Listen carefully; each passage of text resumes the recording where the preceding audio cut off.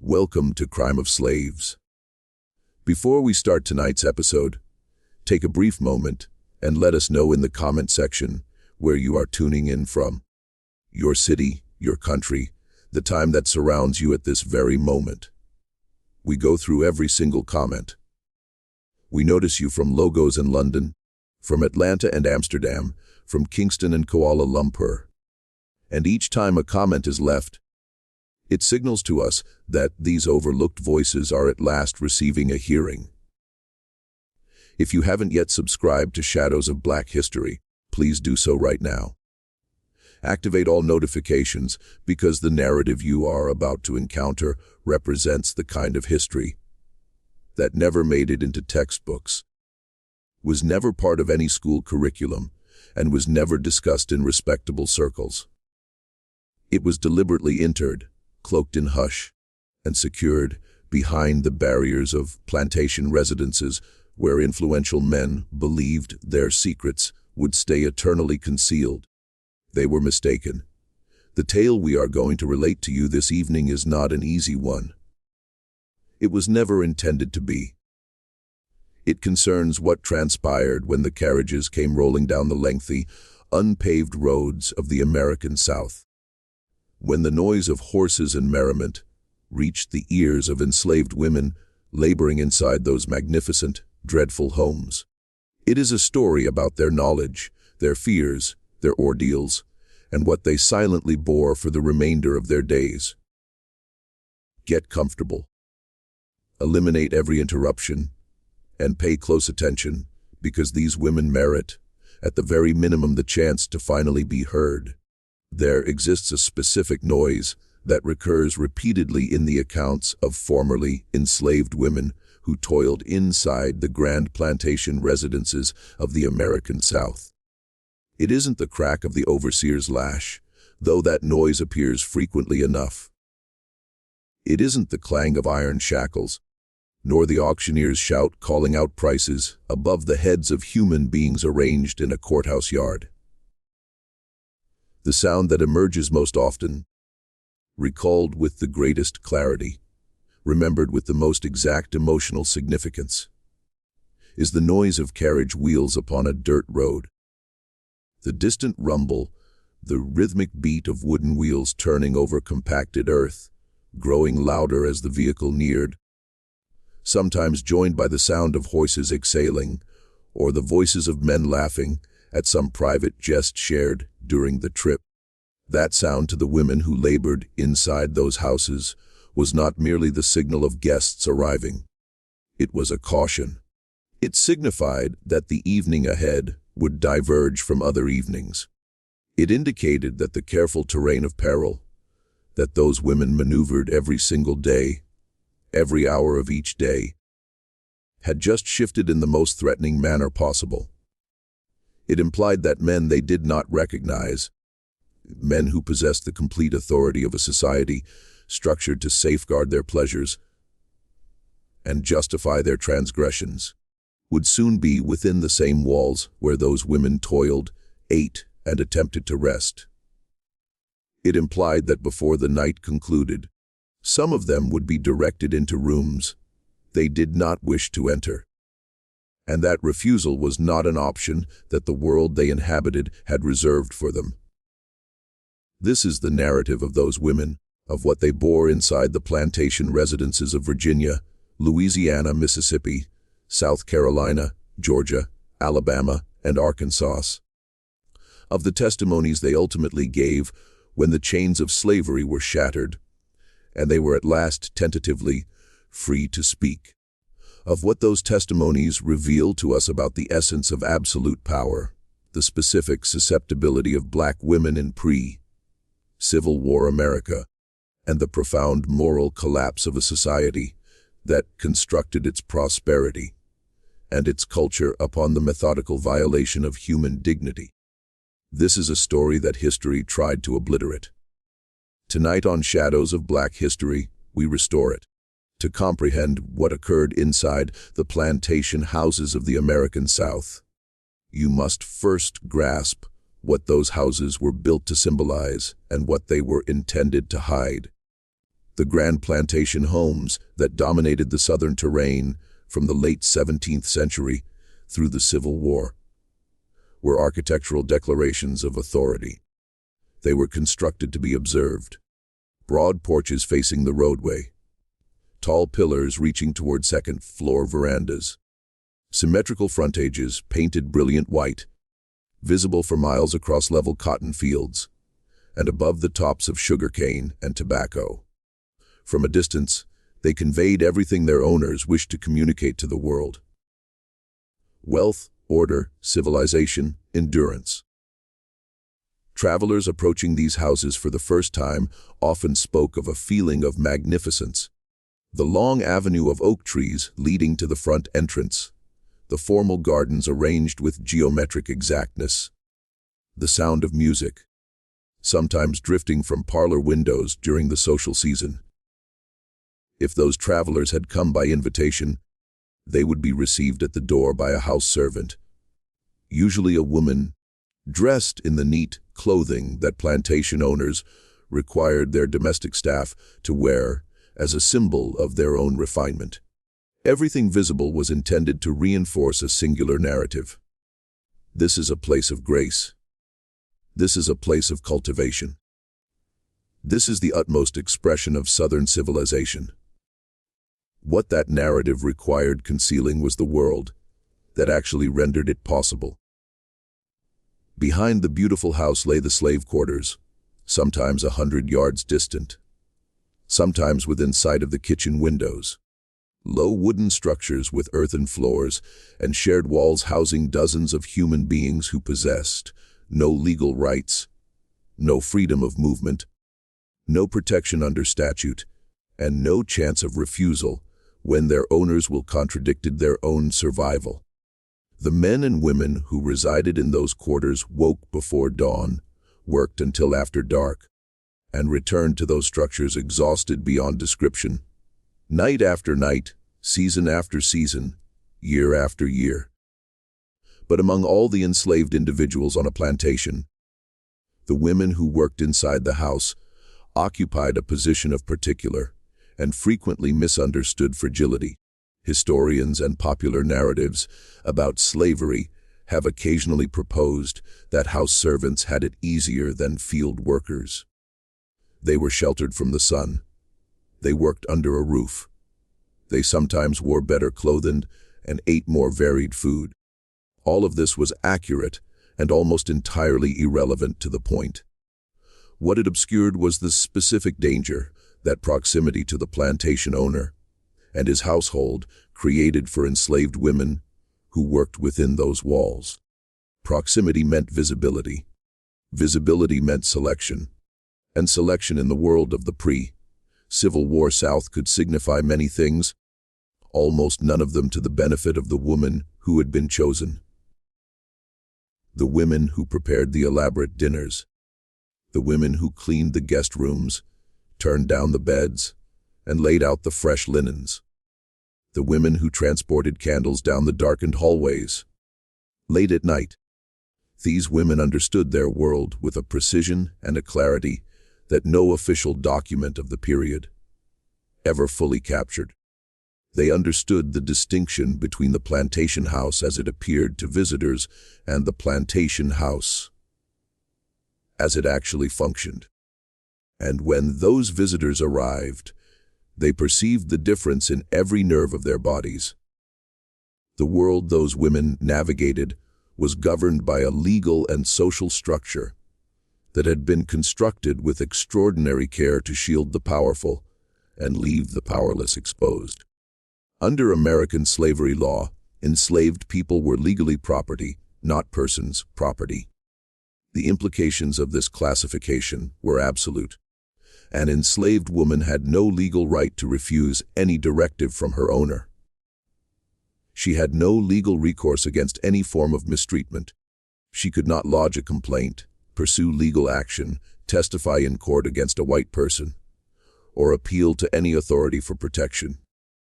Her body, her labor, her time, and her person existed entirely at the discretion of the man who owned her. This was not a loophole or a defect in the system. It was the system, and within that system, the arrival of guests at the plantation house carried implications that every enslaved woman inside those walls understood with absolute clarity. Among the voices that survived the deliberate forgetfulness of the pre-Civil War era, one voice stands above the rest in its lucidity, its bravery, and its refusal to allow polite society to pretend that what happened inside those plantation houses did not happen. Her name was Harriet Jacobs. She was born in 1813 in Edon, North Carolina, into a world that had already determined her worth in the most reductive possible terms.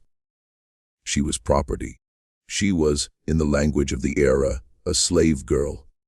What Harriet Jacobs became through years of suffering, defiance, and extraordinary intellectual courage was something that the world around her had never intended for her.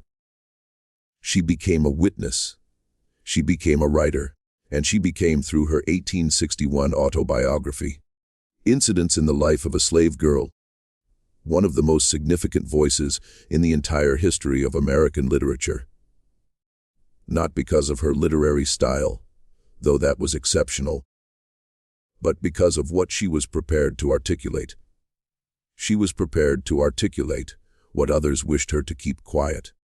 She was ready to describe in language that she knew would startle and discomfit the predominantly white northern middle class women. She was addressing the specific sexual perils that enslaved women encountered within plantation households.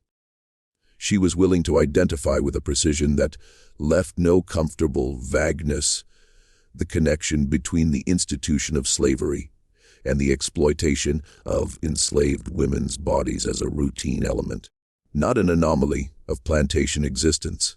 Jacobs recounted her own situation beginning when she was around 15 years old. Her enslaver, whom she called Dr. Flint in the narrative to shield herself legally, initiated a campaign of harassment, control, and coercion that would persist for years. He whispered things to her in the kitchen. He left notes. He spoke to her when no one else could overhear. He did not initially resort to direct violence, because the nature of total power does not always require direct violence.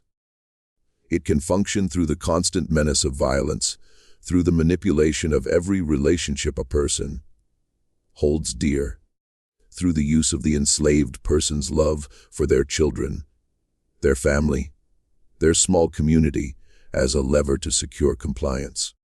But what Jacobs described in her narrative extended far beyond her personal experience. She documented the architecture of peril that all enslaved women in house service navigated. She depicted the moment when visitors arrived at the plantation house, and the transformation that came over the enslaved women who worked there.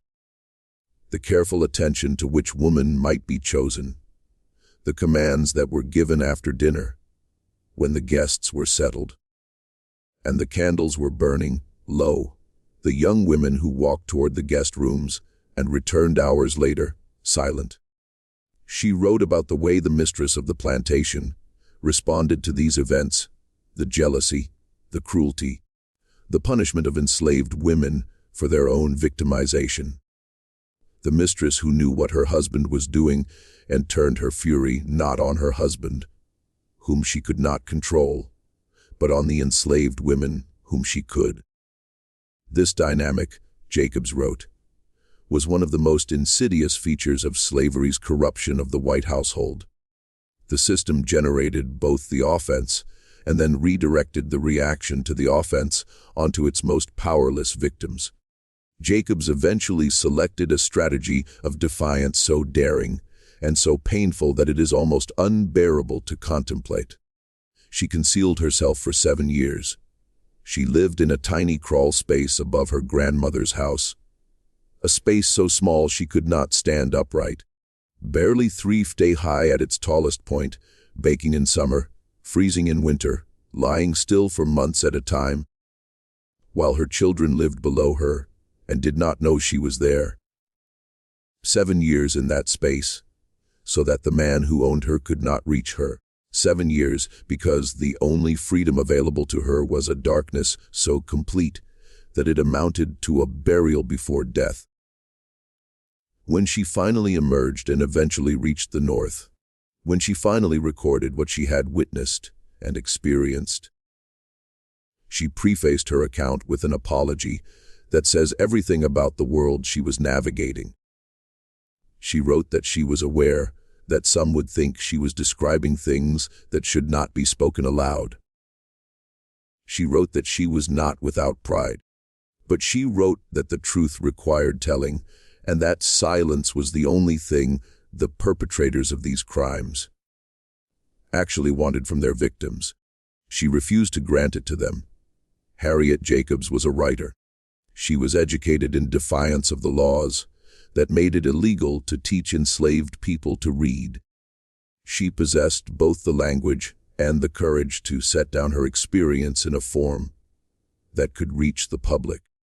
But the overwhelming majority of the women who shared her experience had neither literacy nor platform. Their stories existed only in the architecture of memory held inside them through the decades that followed emancipation, carried through lives of continued poverty and marginalization, until age began its final work. By the 1930s, many of the last living survivors of American slavery were dying. They were old. Some were in their 70s. Others were in their 80s or 90s. They had been children when the Civil War ended, and they had carried inside them for 70 years memories of a world that most of their grandchildren could barely imagine. The Federal Writers Project, an initiative of the New Deal era, dispatched interviewers across the former Confederate states to record the testimonies of these men and women before those testimonies disappeared forever. The project eventually collected more than 2,000 narratives from formerly enslaved individuals across 17 states. It represents one of the most extraordinary archives in the history of American letters. It is also one of the most heartbreaking because reading through those narratives is to understand in the most direct and unmediated way possible what slavery actually was. Not slavery as an abstraction, not slavery as an economic system described in ledger books. Slavery as it was lived day by day and night by night by the men and women who had no choice but to live it. And among the testimonies collected by the Federal Writers Project, the subject of what happened when guests arrived at the Plantation house appears with a frequency and a consistency that cannot be explained as coincidence or individual aberration. It appears because it was not individual. It was systemic. It was a feature, not a flaw, of the way plantation hospitality operated. An elderly woman from Louisiana, interviewed in the late 1930s, recalled a young housemaid she had known when she was a child on the plantation where they both lived. She described the girl as quiet, hardworking, careful. She described how the girl had been assigned to the upstairs guest rooms, and how, whenever important men stayed overnight at the plantation house, the girl was sent to their rooms in the evening with candles and wine. The woman who told this story was in her late 80s when she spoke. More than 70 years had passed since slavery ended. She remembered the girl's face when she returned from those rooms. She remembered the way she sat alone in the servant quarters, long after midnight, crying quietly. She remembered how no one spoke about it the next morning. They all went back to their work and pretended that nothing had happened. What that testimony captures with an economy and a precision that no academic analysis can improve upon is the specific moral structure of the plantation world. It was a world in which everyone knew. The enslaved people knew. The mistress often knew. The children of the household sometimes knew. The neighbors who visited knew, and the shared communal decision not to speak, not to name, not to acknowledge was not innocence. It was the active maintenance of a fiction that the entire society required to function. Another testimony from a man interviewed in Mississippi described the gambling nights that neighboring plantation owners organized on the estate where he had lived as a child. He had been a boy during slavery, old enough to observe, but not yet old enough to fully understand everything he saw. What he remembered most clearly, he said, was the sound of the men drinking late into the night, and the quiet way the housemaids moved through the house, serving food and refilling glasses, and the way those same women looked the next morning when he saw them beginning their chores in the kitchen. They never spoke about what had happened during the night, but even as a child, he understood that something had happened, something that the world he lived in had decided was normal. Across the rolling countryside of Virginia, where tobacco had built generations of plantation wealth, and the rivers ran wide and slow between banks dense with oak and cypress, the plantation gathering was a cornerstone of white social life. Men who spent their working days managing enslaved labor, negotiating crop prices, and maintaining the elaborate machinery of the slave economy needed recreation. They found it in each other's company. The gatherings varied in their scale and their pretensions. Some were formal dinners staged with the full theatrical apparatus of white linen tablecloths, silver candlesticks, and elaborate food prepared by enslaved cooks who worked through the afternoon and into the night to produce meals whose names appeared in French on handwritten menu cards. Others were less formal. A group of neighboring plantation owners arriving on horseback, the horses tied at the post near the front porch, the men bringing their own whiskey and their own cards and settling in for an evening of gambling that might last until 2 or 3 in the morning. What both types of gathering had in common, beneath their surface differences of formality and scale, was the presence of enslaved women moving through the rooms, carrying food and drink, clearing plates, keeping the candles burning, and existing in the minds of the men they served as part of the ambient environment of the plantation house. Not people to be attended to, but features of the setting, furniture that moved. This perception, this deliberate reduction of human beings to their instrumental functions was not incidental to what happened during these nights. It was prerequisite. It was the mental operation that made possible the orders given after the gambling ended, and the bottles were empty, and the men prepared to move to their rooms. To order a person into a room for the purpose of exploitation requires first having convinced yourself, or at least performed the convincing, that what you are ordering is not a person, but a thing. The language of slavery provided the vocabulary for exactly this performance. Property, servant, girl, never woman. The testimonies from Virginia plantations describe a pattern with a consistency that speaks to how widespread the practice was. A group of men gathering, drinking that grew heavier as the evening progressed. Card games that generated the particular emotional volatility of gambling.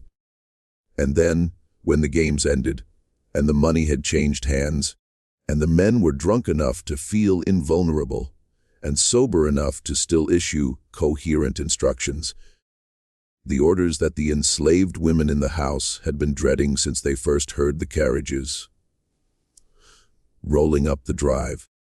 The orders were never delivered with anger. Testimony after testimony makes this point, and it is worth sitting with, because it reveals something important about the psychology of the men giving them.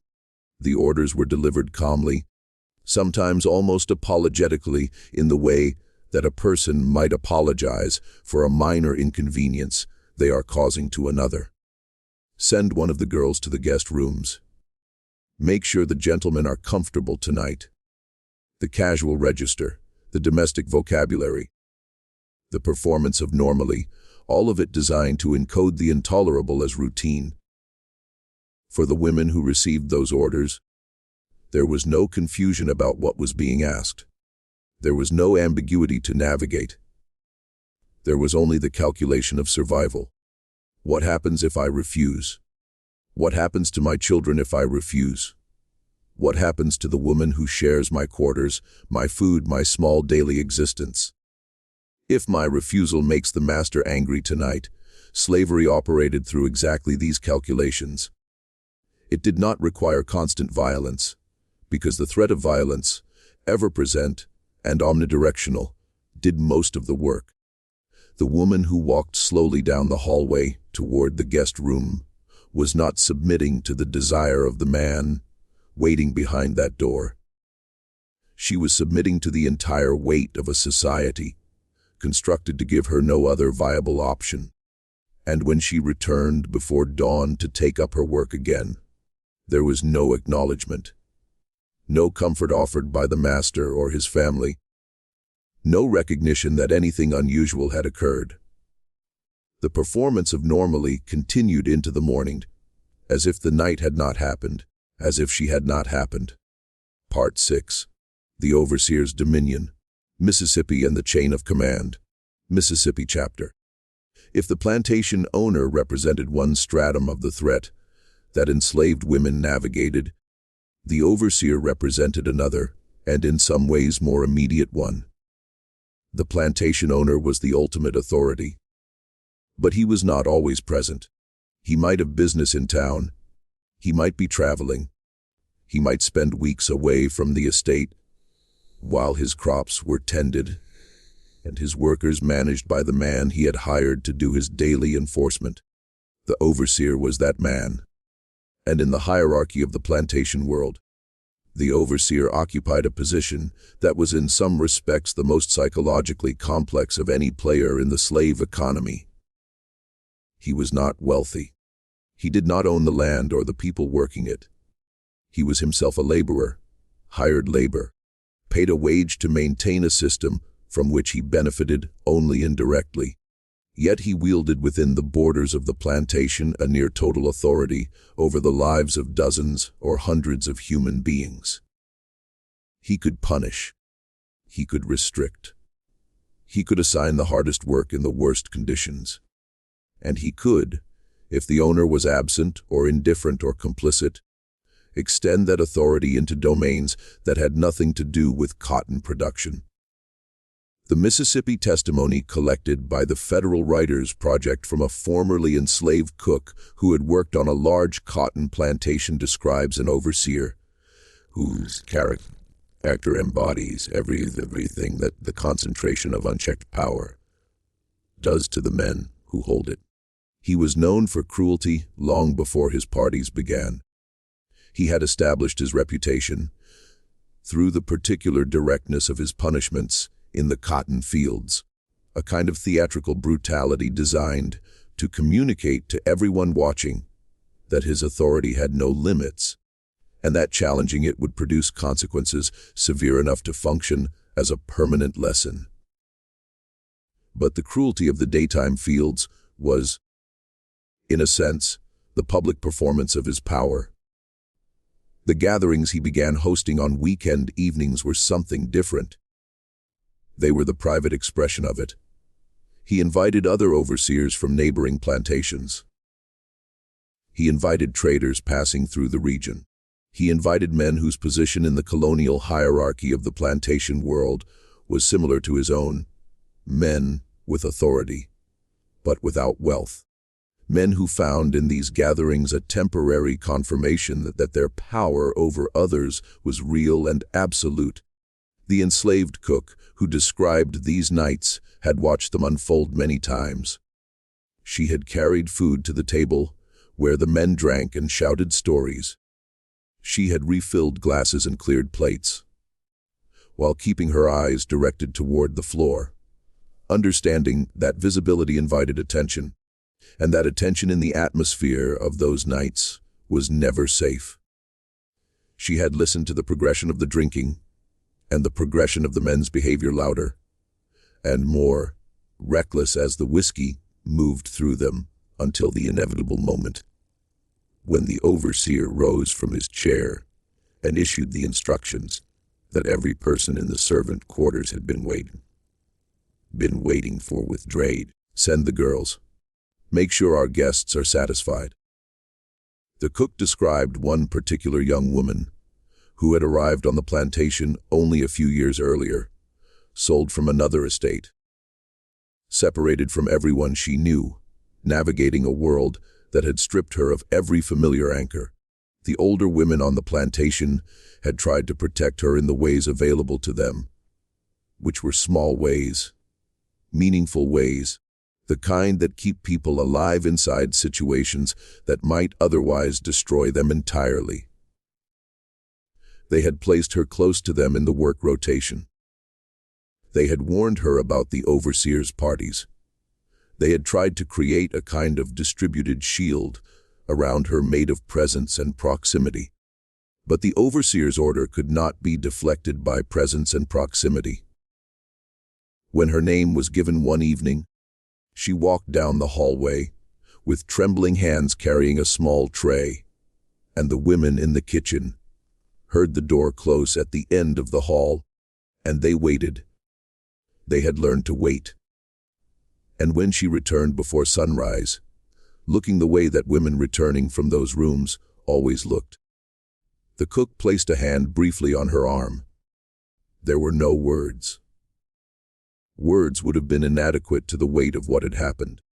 There was only the acknowledgement of witness, the confirmation that someone had seen, and that seeing, even in silence, was a form of resistance available to them when no other form was.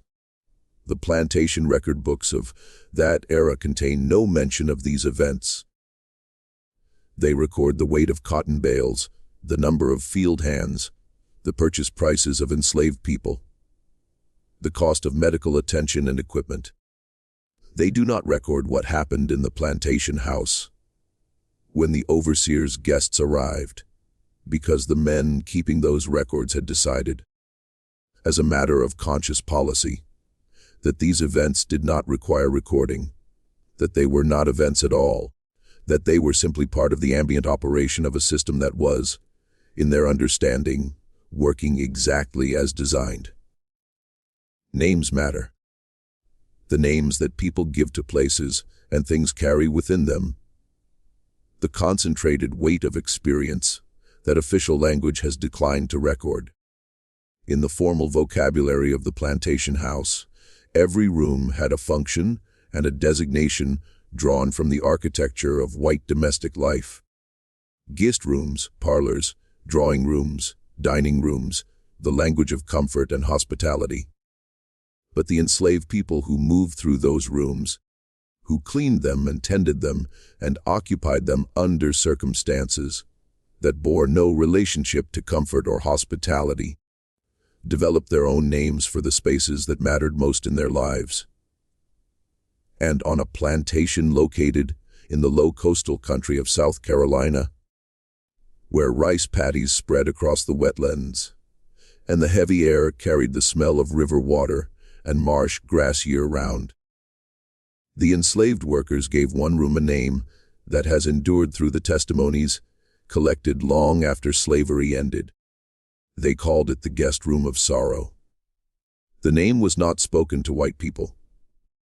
It passed through the servant quarters in whispers, communicated from older workers to newer arrivals as one of the essential pieces of information required to survive on that particular plantation. It was delivered the way all critical knowledge was delivered in the slave community, through the quiet, precise top-person transmission of intelligence that the people at the top of the plantation hierarchy never fully understood was happening, because they had decided that the people doing it were not intelligent enough to be worth understanding.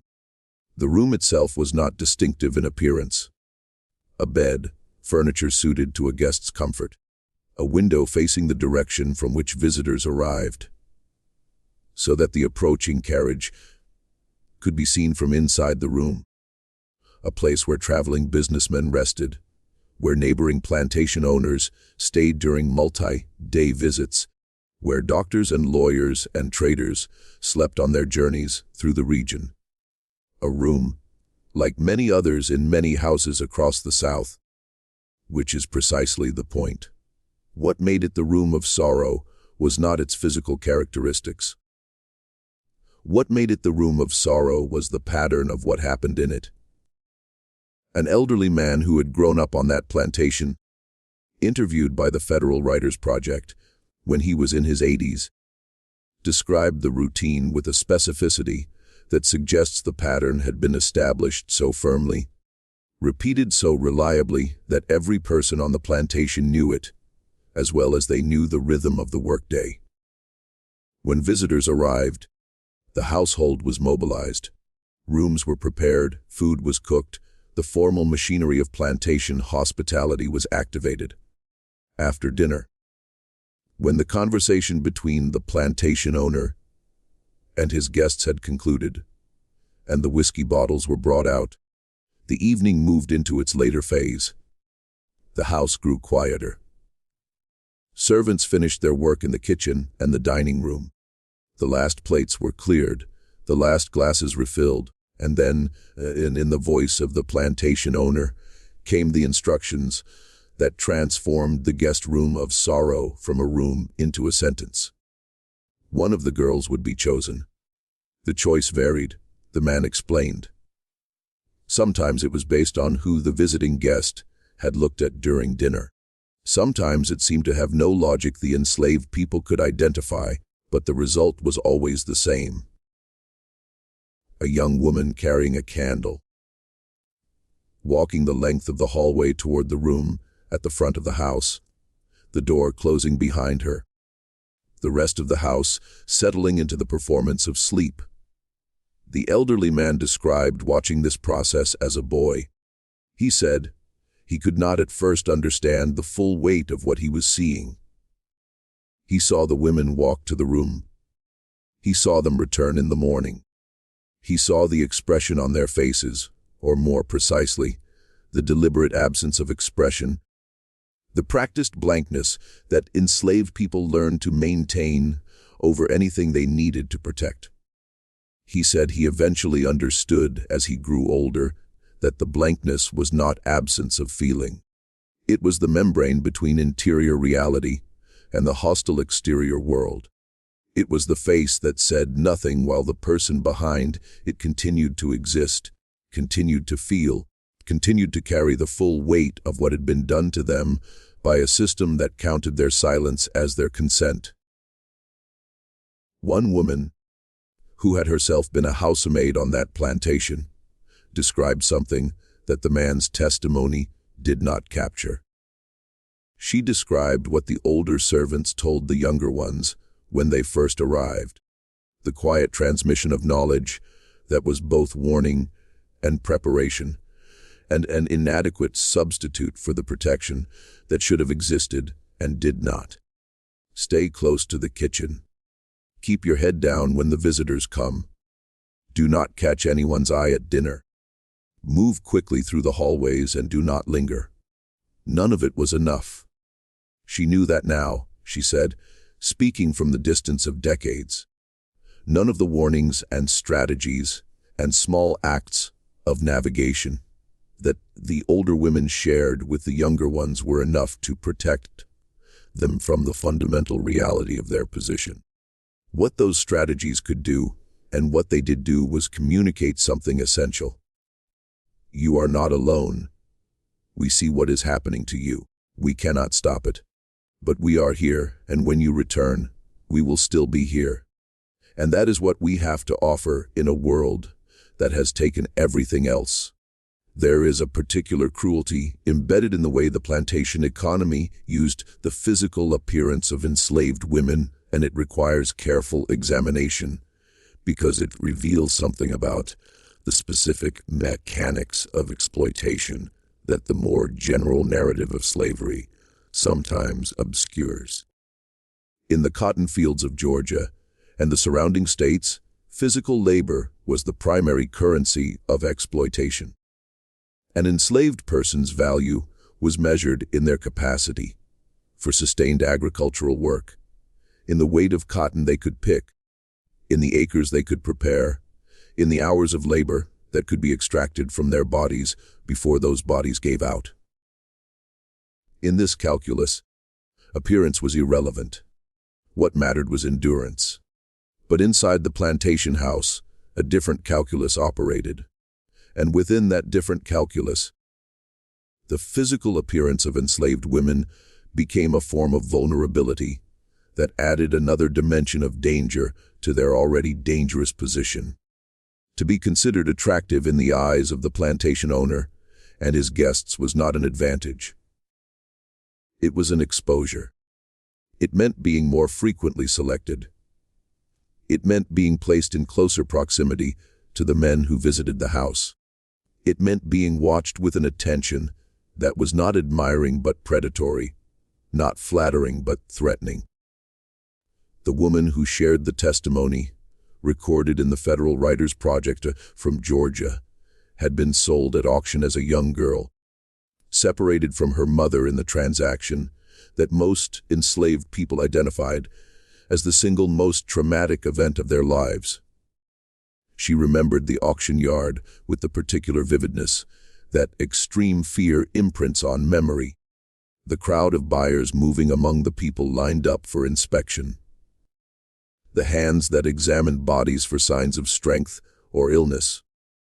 The moment her mother was sold to, a buyer moving in a different direction, and the impossibility of that separation, the way it unmade the only stable structure her childhood had contained. She was purchased by a plantation owner who brought her to his estate and assigned her to the house rather than the fields. She understood, when this happened, that she was receiving something that other young women on the plantation had not received. She did not yet understand what the assignment would cost her. The pattern revealed itself gradually: the visits from neighboring planters, the dinners, the way certain men watched her as she moved through the rooms serving food. The instruction from the plantation owner delivered one evening in the quiet hallway with the same casual authority that characterized all such instructions: that she should bring candles to the guest room and make sure the visitor was comfortable through the night. She described the walk down the hallway with a specificity that suggests she had replayed it in her memory many times over the following years. The sound of her own footsteps on the wooden floor, the flickering of the candle she carried, the voices behind her in the dining room growing fainter as she approached the door, the knock, the entry, the closing of the door behind her. What she endured in that room and in the many rooms that followed over the years of her service in the plantation house, she described only obliquely in her testimony. This obliqueness was common in the Federal Writers Project narratives, not because the interviewees were confused about what had happened to them, but because the interviewers were white, often Southern, and the women being interviewed had spent their entire lives learning to calibrate how much truth was safe to deliver to which audience. They gave what they could give. They protected what needed protecting. What she described directly was the consequence: the pregnancy that came, and the plantation owner's decision to sell her again, this time at another auction in a nearby town. She described standing in that auction yard for the second time in her life, older but no less terrified, carrying inside her body the evidence of what had been done to her, waiting to discover which direction her life would be forced to take next. She was purchased again, taken to another plantation. The specifics of what followed are fragmented in the record, but what survives in her testimony is something more durable than specific details. It is the account of what it cost to be a black woman in the antebellum South. Not just the physical cost, though that was enormous. The cost to the interior life, the cost to the self, the sustained effort required to remain in some meaningful sense a person inside a system that had decided you were not one. There is a specific quality of dread reserved for the anticipated return of harm. It is different from the fear of a threat that is unknown or unpredictable. It is worse in some respects, because it has the full weight of previous experience behind it. Because the body already knows what is coming and has no mechanism for avoiding the knowledge. It is the dread that accumulates in the period between the recognition of the threat and the moment of its arrival. The time when you can see the carriage coming down the road and you cannot look away and you cannot run, and all you can do is stand in the kitchen doorway and watch it come. On a large cotton plantation in Alabama, this particular quality of dread was attached to one specific carriage, the dark wheels, the two horses. The distinctive silhouette that became visible along the main road as it approached the estate from the direction of the county seat. The doctor's carriage. Doctors in the antebellum South occupied a position in the plantation world that was economically and socially complex. They were professionals in an era when professional status carried considerable social weight.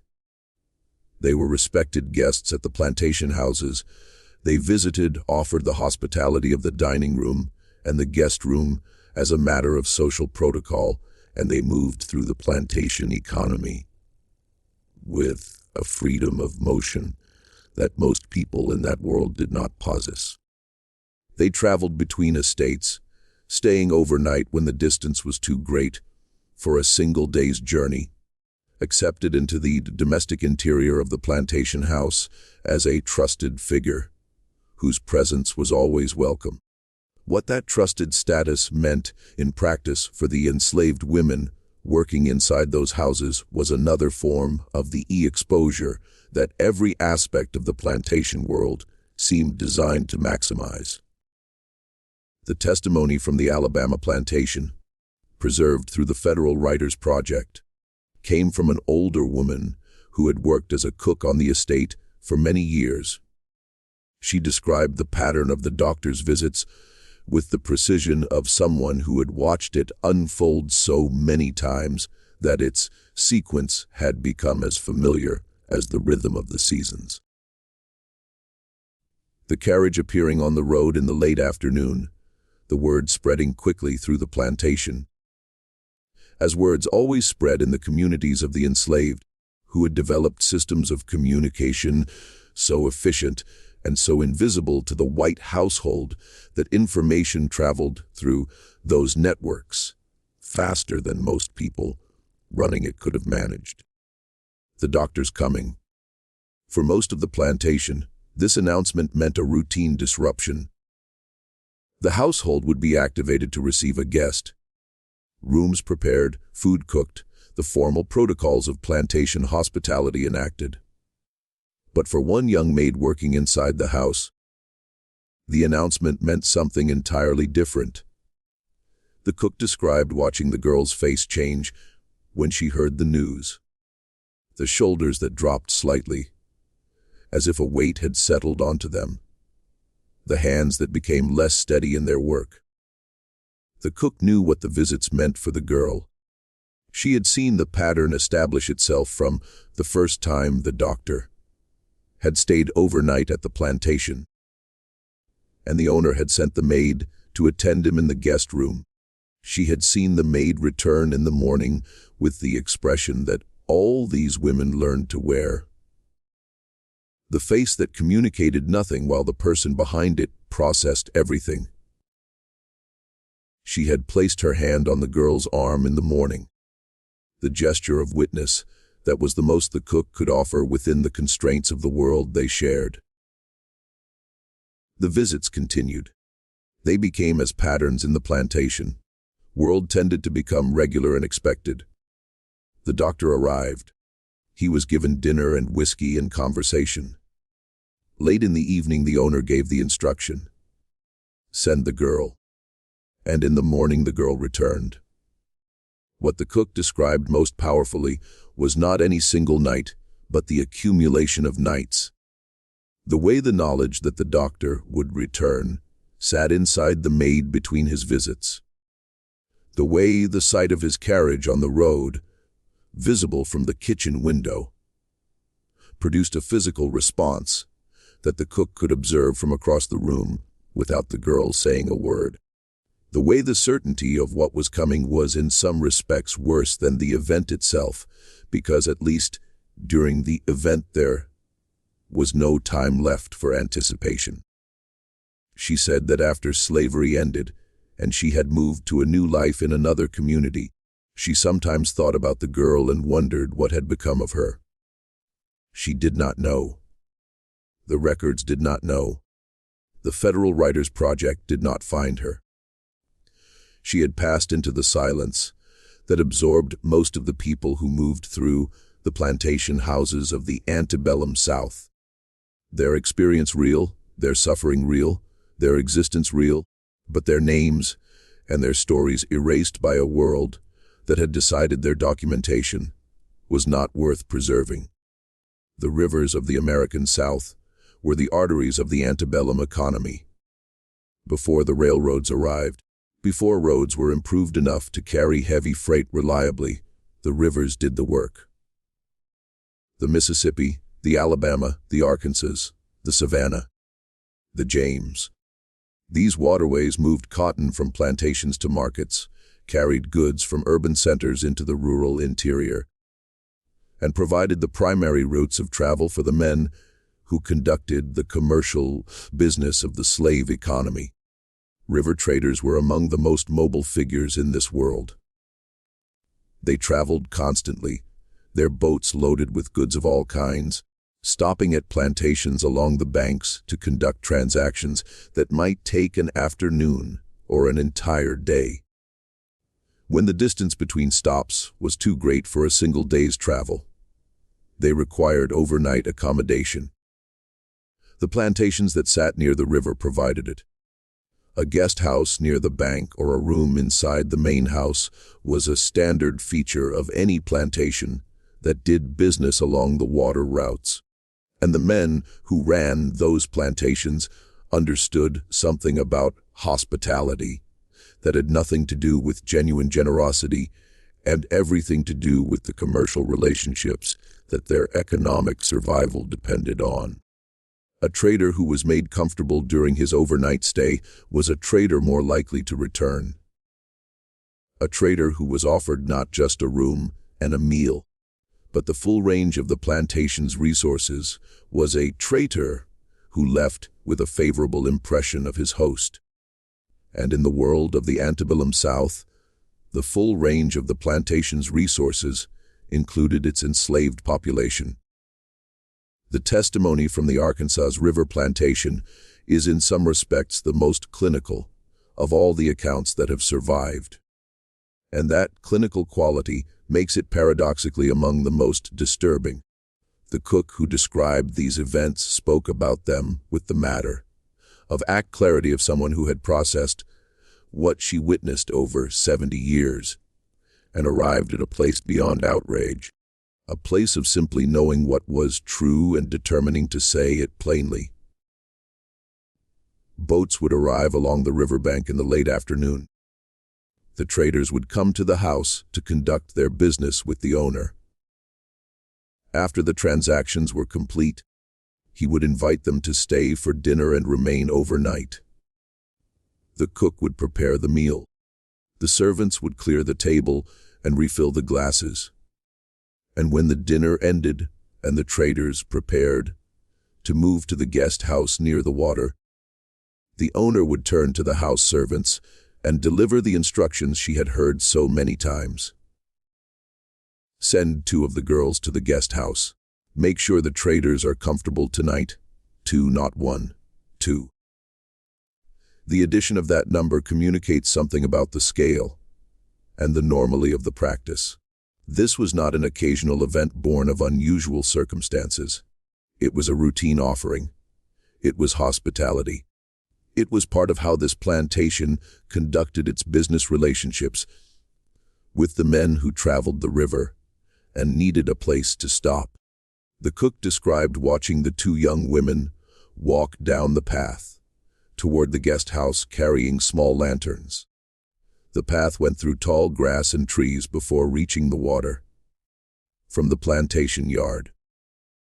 Their lanterns were visible as small points of moving light in the darkness, growing smaller as they moved away from the house until they reached the guest house door and disappeared inside. She described sitting awake in the servant quarters that night, as she often did when this happened, listening to the river. The sound of water against the banks, the distant creak of the boats tied along the shore, the sound of the men's voices inside the guest house, carrying faintly across the water, then eventually going quiet. The long silence of the night, and then, when the sky began to lighten before dawn, the two small lanterns moving back along the path toward the plantation house, growing larger as they approached, until the two women stepped back into the yard and began preparing for another day of work. No one asked what had happened. No one acknowledged that anything had happened. The traders had their breakfast and conducted any remaining business and departed down the river. The plantation continued its operations. The cook continued her work, and the two women who had walked down to the guest house the previous night continued theirs. The cook said she had thought for many years about whether she should have done something different, whether there was a choice available to her that she had not seen at the time. She always arrived at the same answer. There was no choice available that did not carry a cost greater than the one they were already paying. The plantation owner had total authority. The law provided no recourse. The social world surrounding them offered no ally. The best that could be done, and she had done it, was to be present, to wait awake, to be there when they returned, to let them know through that act of waiting that they had not been forgotten. History, and particularly the history of oppression, has a tendency to record the dramatic forms of resistance and to overlook or render invisible the forms that operated below the threshold of the dramatic. It records the revolts. It records the runaways who reached the north. It records the instances where enslaved people struck back with visible, legible force. What it records far less reliably is the resistance that happened in whispers, the resistance of presence, the resistance of witness, the resistance of survival. And yet, within the testimony of the women and men who described what happened inside the plantation houses, when guests arrived, the evidence of this quieter resistance appears everywhere. Not as heroism in the Hollywood sense of the word, as something more human and more honest, as the effort to preserve under conditions designed to make preservation impossible the interior life that slavery could surveil and punish, but could not fully enter. The older women who warned the younger ones, the cooks who stayed awake waiting for the women to return from the guest rooms, the friends who sat beside each other in silence in the servant quarters, offering the company of another human being as the only comfort available. The whispered names they gave to the places of danger, the guest room of sorrow spoken quietly passed from one person to the next, carrying within those 4 words the entire weight of what had happened there. The insistence on naming what the Shash official vocabulary refused to acknowledge. Harriet Jacobs, whose resistance was perhaps the most documented and the most dramatic, described a form of resistance that she chose because it was the only one available to her that might actually work. She created a situation that removed her from her enslavers, reached by removing herself entirely from the world. The crawl space above her grandmother's house. 7 years of that darkness chosen over the alternative. That choice, made in full knowledge of its costs, was an act of resistance. It was also an act of resistance to the narrative that slavery's supporters constructed about enslaved people. The narrative that claimed they were passive, accepting, incapable of the kind of sustained strategic thinking and fierce self-determination that Jacobs' 7 years in that crawl space represents. Other women found other forms. Some formed relationships with other enslaved men that provided a measure of protection through the plantation owner's calculation that disrupting those relationships would cause more inconvenience than it was worth. Some sought favor from the mistress of the house, creating a proximity that functioned as an imperfect shield against the worst of what the master might otherwise arrange. Some pretended illness when guests arrived. Some became indispensable to the domestic operations of the household in ways that made their absence from their assigned duties conspicuous enough to reduce the frequency with which they were chosen. None of these strategies was fully effective. None of them removed the danger. All of them represent the exercise of intelligence and agency in a situation designed to eliminate both. The women who deployed them were not passive. They were navigating an impossible terrain with whatever tools were available to them. And they were doing so with a sophistication and a tenacity that the official history of slavery, with its focus on the dramatic and the visible, has chronically under-recognized. The testimonies collected by the Federal Writers Project preserve these strategies in fragments. In the cook who placed her hand on the girl's arm, in the older woman who warned the new arrival to stay near the kitchen, in the women who waited awake, in the quiet community of witness that formed itself around the suffering of the most vulnerable, offering what it could offer, which was not protection, but was presence, which is not nothing. In a world that had decided these women did not matter, the insistence of the people around them that they did was itself a form of resistance. Small, insufficient, essential. When we ask why the history that we have been exploring tonight was buried for so long, why it appeared so rarely in official accounts of plantation life, why it required the courage of Harriet Jacobs and the elderly testimonies of former enslaved people collected by the Federal Writers Project to enter the historical record at all. We are asking a question that has a precise and unsatisfying answer. It was buried because the people who controlled the production of history did not want it found. The antebellum South constructed a narrative about itself that required as its foundation the denial of the full humanity of the people it enslaved. This was not accidental. It was a philosophical and legal necessity. A society that enslaves human beings for profit can only sustain that practice if it is able to maintain the fiction that the beings it enslaves are not fully human, that they do not feel what other human beings feel, that their suffering is not the same suffering that other human beings recognize as suffering, that their interior lives are not in any meaningful sense interior lives. This fiction required constant maintenance.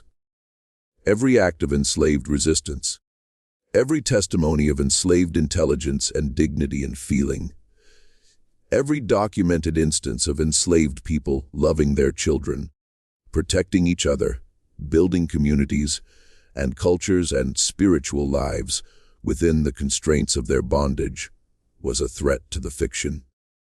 And threats to the fiction were managed in the most direct way available. They were suppressed. Stories were not told. Documents were not preserved. Testimonies were not recorded.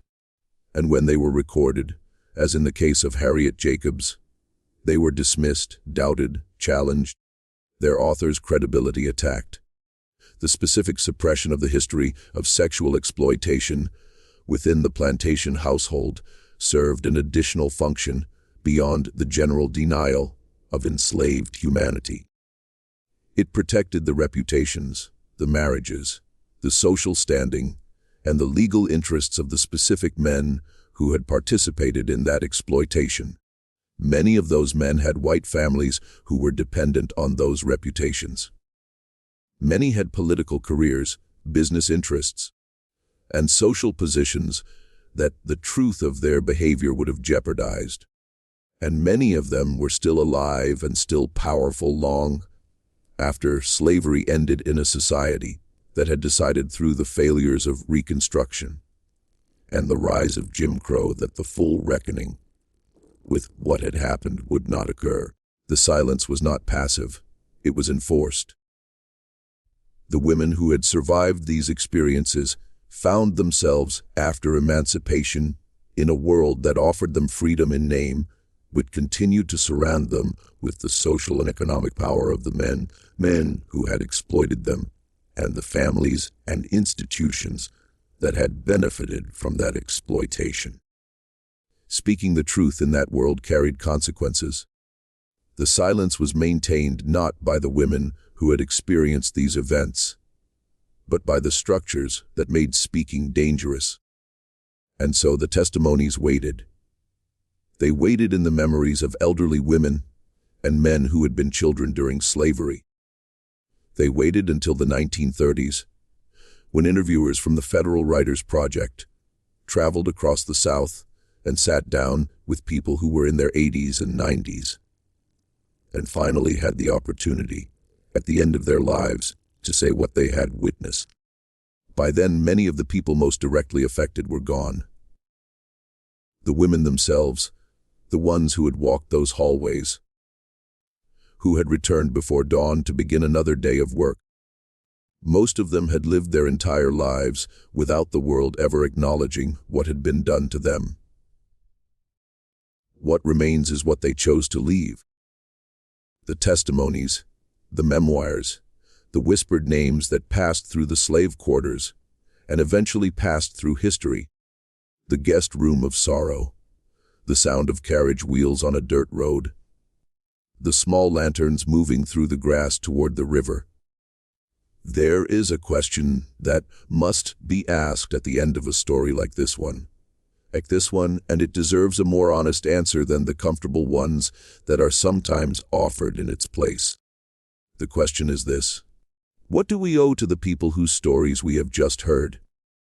The easy answer, the one that allows the audience to leave with their conscience satisfied, is that we owe them remembrance.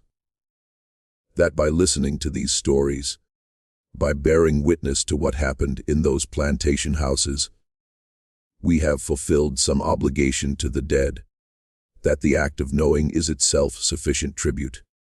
But the harder answer, the one that these women's testimonies actually demand, if we are reading them with the attention they deserve, is that remembrance is not enough. It is the beginning of an obligation, not the end of one. The history we have explored tonight did not end when slavery ended. The specific exploitation of black women's bodies within the plantation system was a practice embedded in a broader set of social, legal, and economic arrangements. Those arrangements did not disappear with emancipation. They transformed. The legal protections that were supposed to replace slavery's total denial of personhood were undermined systematically through the decades that followed Reconstruction. The economic conditions that maintained black women's vulnerability to exploitation were reconstituted through Jim Crow, through sharecropping systems that reproduced many of the dynamics of plantation labor, through the deliberate exclusion of black workers from the labor protections and social insurance programs that the New Deal constructed for the rest of the working population. The women who finally spoke to Federal Writers Project interviewers in the 1930s were speaking from a world that had not, in the ways that mattered most to their daily lives, actually changed as much as the official narrative of American progress claimed. They were speaking from poverty mostly, from communities still shaped by the long shadow of the system that had produced their memories, from lives in which freedom was real, but its material conditions were constrained by exactly the same concentrations of power that had constrained their grandmothers. To remember them in the fullest sense of that word requires more than knowing their stories. It requires taking seriously the questions their stories raise about how power operates, about who is protected and who is exposed by the systems we inhabit, about what it means when the most vulnerable people in a society are asked to absorb the costs of its worst impulses in silence, and then denied even the acknowledgement of what they have absorbed. The women who walked those hallways do not need our pity. They were not pitiful. They were extraordinary in the specific and demanding sense that they survived with their interior lives and their human dignity intact. Conditions designed to destroy both. What they deserve from us is not the softening comfort of pity, but the harder, more demanding gift of genuine understanding. Understanding that what was done to them was wrong. Understanding who did it and who benefited. Understanding that the silence that surrounded it was not a natural silence, but a manufactured one, maintained by the deliberate choices of people with power. And understanding that manufactured silences can be unmade, that the voices buried beneath them can be recovered, and that the recovery of those voices is not a sentimental act, but a political one. That is what we do on Shadows of Black History. We unmake the manufactured silence. We recover the voices. We name the rooms that carried names no official document preserved. We listen to the sound of carriage wheels on a dirt road, and we refuse to pretend we do not know what it means. The women of the plantation houses lived in a world that tried to erase them. They endured that world, most of them, without the luxury of leaving any record behind. The records that exist, we have explored together tonight, and they are enough to know that these women were here, that they thought and felt and suffered and resisted and endured, that they cared for each other in the small ways that were all that were available to them, that they waited awake through long nights for the women who had been sent to the guest rooms, that they placed their hands on each other's arms in the morning. That is not nothing. That is everything. And the least we can do from the distance of 3 centuries and the relative safety of our own lives is to hear them. You have just heard the voices that the official history of America worked for 200 years to keep silent. The women of the plantation houses, the cooks and the maids and the young girls who carried candles down hallways they did not want to enter. The women who waited awake. The women who placed their hands on each other's arms. The women who named the rooms that official documents refused to name. Their stories are not comfortable. They were never meant to be comfortable. They are meant to be true. And on Shadows of Black History, truth is the only thing we are interested in. If this story reached you tonight, if it opened something, and if it gave you a name or a face for a part of history that had previously been only abstraction, then do something with that. Share this video with someone who needs to hear it. Not just people who already know this history, people who don't. People who were taught a version of the antebellum South, in which the plantation house was a place of elegance and order and nothing more complicated than that. Show them what the elegance was built on. Leave us a comment below. Tell us which part of the story stayed with you. Tell us what questions it raised for you. Tell us where you are in the world tonight. We read every comment. We see every person in this community from across this globe, and every single one of you choosing to spend your time with these forgotten voices is an act of witness that matters. Subscribe to Shadows of Black History. Turn on your notifications because we are not finished. The archive of buried Black history is vast, and we are only at its edges. There are more names, more rooms, more testimonies waiting to be heard by an audience willing to listen without looking away. Until our next story, remember this. The most powerful thing a witness can do is refuse to pretend they did not see. These women showed us what they endured. The least we can do is see it clearly. We will keep bringing you the stories they never wanted you to,